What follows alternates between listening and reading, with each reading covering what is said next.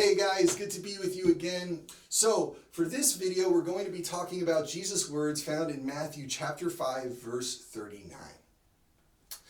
And it's where Jesus says to the crowd gathered there, "But if someone strikes you on the right cheek, turn the other also."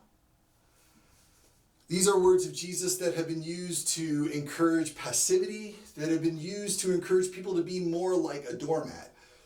But what if these words of Jesus were actually a strategy for, one, taking a stand, and two, reasserting and recovering one's humanity in the face of oppression?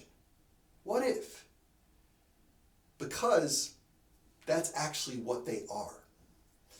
We have to recall that Jesus' audience in the Sermon on the Mount are a people who are oppressed.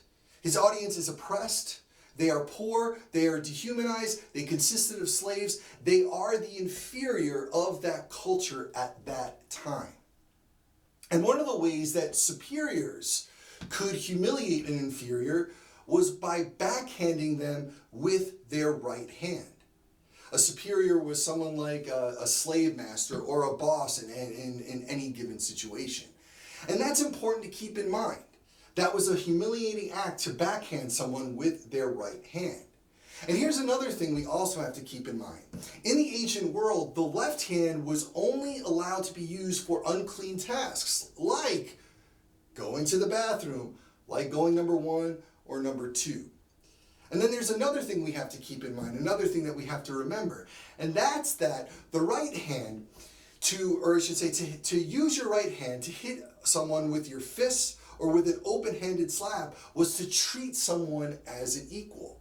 You only did that to someone who was an equal. Backhanding someone with your right hand was only used for inferiors, okay? So when Jesus tells the crowd gathered there, his audience there, to turn the other cheek, to, if you will, turn the other also, he's giving them a strategy for taking a stand and asserting their humanity in the face of oppression.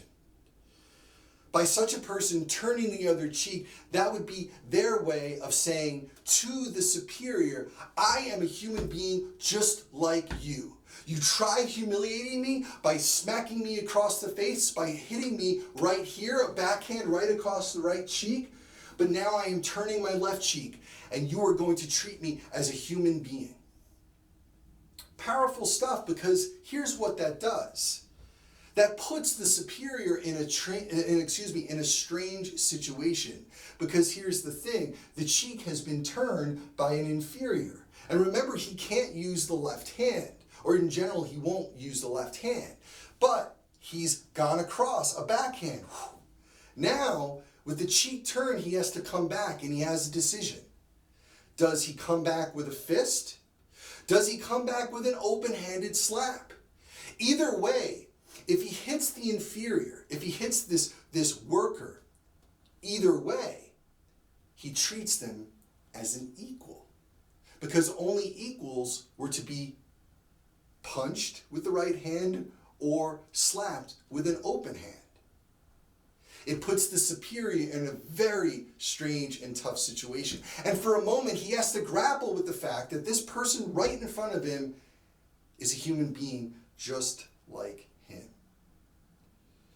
It lets the oppressor know, it lets the superior person in this situation know that things are now different. And that, my friend, is what Jesus is getting at here in Matthew chapter 5, verse 39.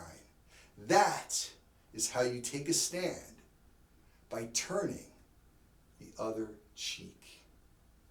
Peace. See you next time. I'm out.